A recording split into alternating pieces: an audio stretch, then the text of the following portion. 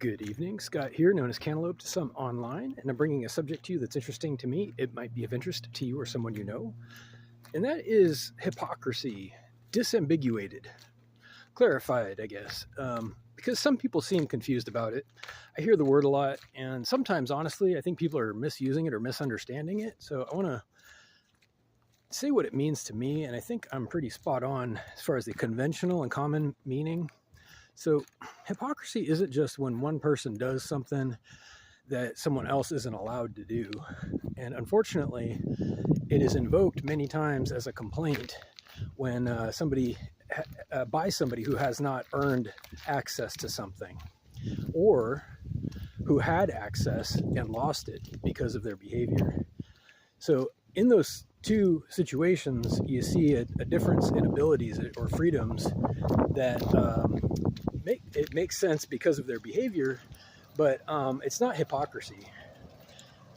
Having your freedom revoked or failing to earn something properly, such as access or some kind of role or responsibility, isn't hypocrisy. So there's a lot of confusion. Hypocrisy is specifically when a general guiding principle does not apply to other people, but it applies to one person or a group of people.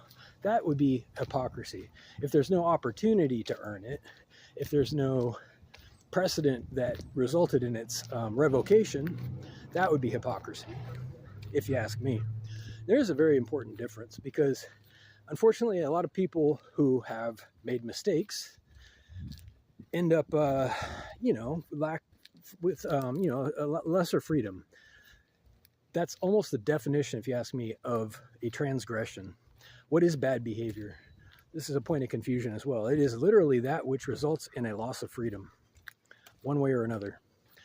It can be, some kind of official judgment. It can be some kind of unofficial eventuality that happens as a result of the behavior, directly or indirectly. But every bad behavior probably and might necessarily involve some kind of revocation of freedom, by definition. So with that in mind, if somebody loses their freedom because of a mistake they made or a pattern of behavior, that is not hypocrisy. Just because, okay, well, let's think about it this way. So there's property, right? There's access to personal stuff, for example.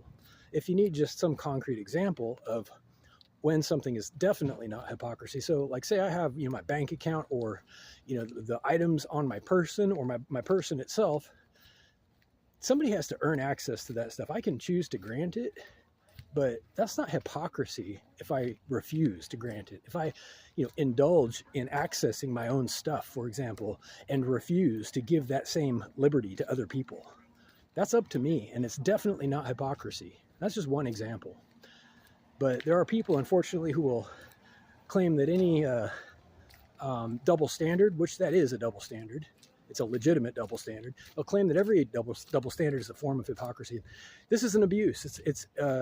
They capitalize on people's confusion, their tendency to confuse opposites, and just kind of their tendency to be unaware of definitions and ideas.